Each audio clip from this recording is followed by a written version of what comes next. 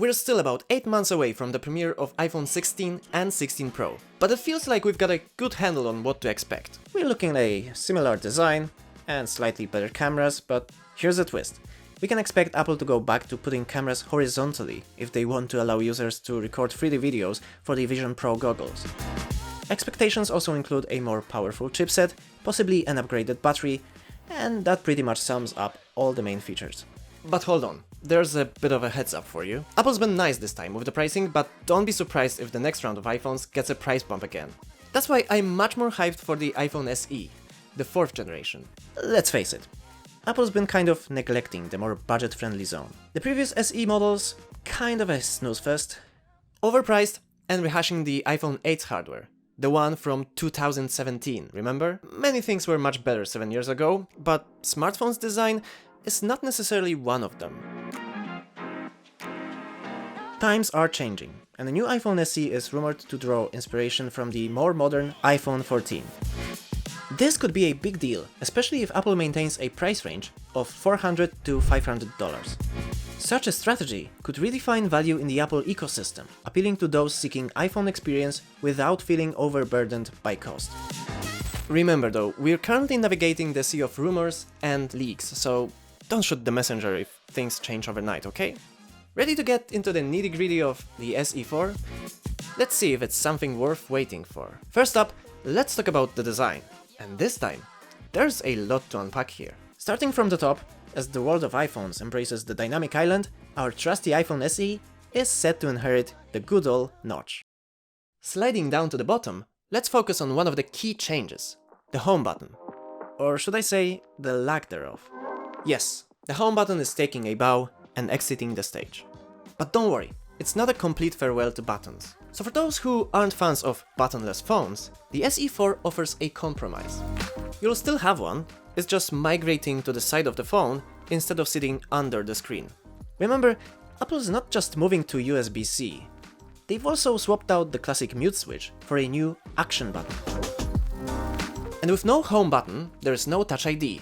That means that the SE, or the Special Edition if that's what SE stands for, is finally catching up with its Apple siblings by adopting the much anticipated Face ID.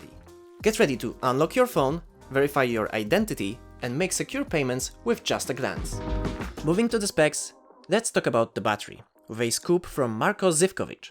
According to his article on Mac Rumors, the iPhone SE4 is expected to feature the same battery as the base model iPhone 14. This suggests that the new device might not only share a similar body with the iPhone 14, but also its battery power. So, what's the big deal? Well, we're talking about a significant boost in capacity, over 50%. Just to put it in perspective, the latest budget iPhone had just a little over 2000 mAh. Yikes! Another notable upgrade is the display. We're moving from a 4.7-inch LCD to a stunning 6.1-inch OLED screen. Why is this big news? Well, OLED technology, once a premium feature, has now become much more affordable to manufacture.